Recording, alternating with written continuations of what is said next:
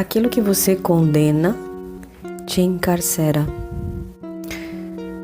E aqui nós chegamos na carta, o arcano maior, o diabo. O arcano que assusta ainda a maioria das pessoas quando ele vem numa leitura. Mas a mensagem dele é direta e clara.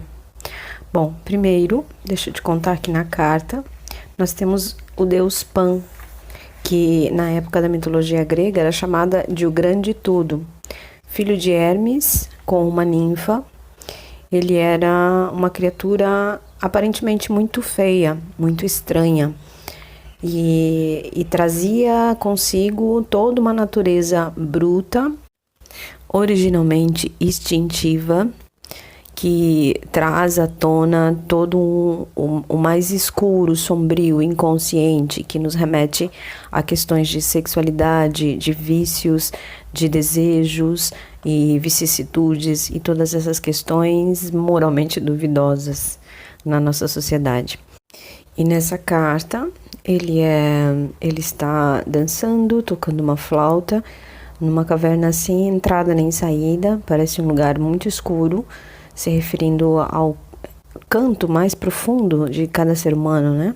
Onde está tudo mais escondido. E ele tem na sua mão direita uma cordinha dupla com 2 fios que se conectam ao pescoço de 2 pequenas pessoinhas que estão dançando e de mãos livres, também fazendo essa referência aqui. Se elas querem, elas podem se libertar desse subjugo, né, de Pan. Então, elas estão de alguma forma aprisionadas pelo inconsciente, porque a consciência se refere às mãos que podem simplesmente liberar as cordas que as conectam a ele. E a história conta no mito que, por ele ter sido abandonado, por ser uma figura assim tão asquerosa, ele viveu assim num lugar mais escuro das florestas e vivia dando sustos nas pessoas e fazendo música e brincando e sarcástico com esse tom de provocação com as pessoas que passavam pelo lugar onde ele estava. E nesse livro a autora conta que houve um momento da história em que, num trânsito próximo do mar Egeu, um marinheiro ouviu uma voz misteriosa que o chamou 3 vezes e pediu: quando chegar a Palodes, proclame que o deus Pan está morto. E isso acontece no momento da história em que está surgindo o cristianismo na Judéia. E aqui a autora deixa esse recorte, porque tem uma marcação mesmo, né? É como se... Qual era a presença, qual era a representação desse deus Pan, assustador, que falava dos nossos instintos mais primitivos, antes e depois dessa época do cristianismo, né? Então, depois ele tomou, talvez, essa proporção que nós temos nos dias de hoje, que é essa figura assustadora, causadora de todos os males. Mas esse recorte é muito preciso. E eu gostaria de deixar aqui nesse registro, porque ele fala do deus anterior, do deus Pan anterior, que representava, sim, a nossa parte mais... mas aqui, como a possibilidade de que a consciência faria a escolha, né? E não como a gente tem hoje, como esse aprisionamento do qual não é possível se livrar de um vício, de uma repetição de padrão. Não era assim, né?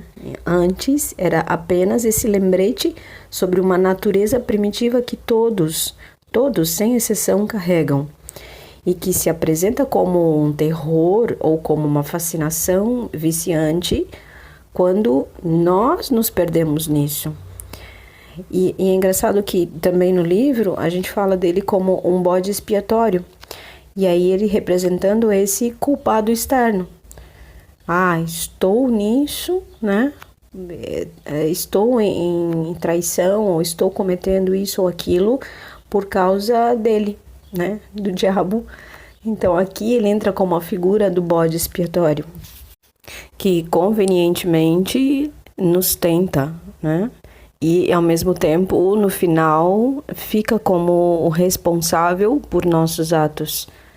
E aqui, o louco Dionísio, nós caminhantes, encontramos essa figura para que possamos aprender e assumir, primeiramente, essa parte mais que se diz como obscura e reconhecê-la em nós mesmos, humildemente, admitindo honestamente aquilo que aparenta vergonhoso e obscuro. É muito interessante que chamavam ele de o Deus do todo. Porque antes até dessa conformidade moral que nós temos, né? É parte, e aliás é a parte primordial, primitiva, ou seja, como que o início, a base do que somos. E que estamos ganhando consciência, né, superior sobre. Então, a liberação é uma decisão. Realmente, as figuras aqui, em vários decks, se apresentam figuras com as mãos soltas, né? Então, esse aprisionamento é sobre aquilo que a gente nega, ou não olha, ou acha eu não, né? E que a libertação está nesse reconhecimento sincero.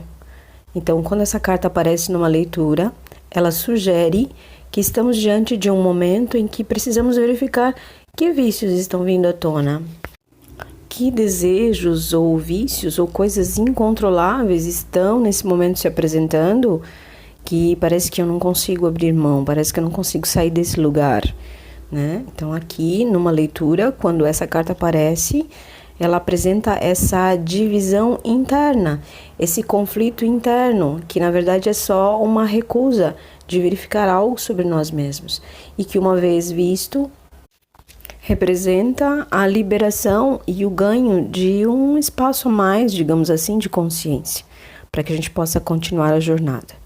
Então aqui, louco, nosso caminhante Dionísio, nós nos encontramos numa fase de teste, para ver como é que continuamos isso aqui. Ok? É isso que eu tinha para vocês hoje. Desejo que você faça bom proveito dos estudos que eu estou dispondo aqui. E até a próxima carta. You know just what you do to me. Play my emotions like a pair of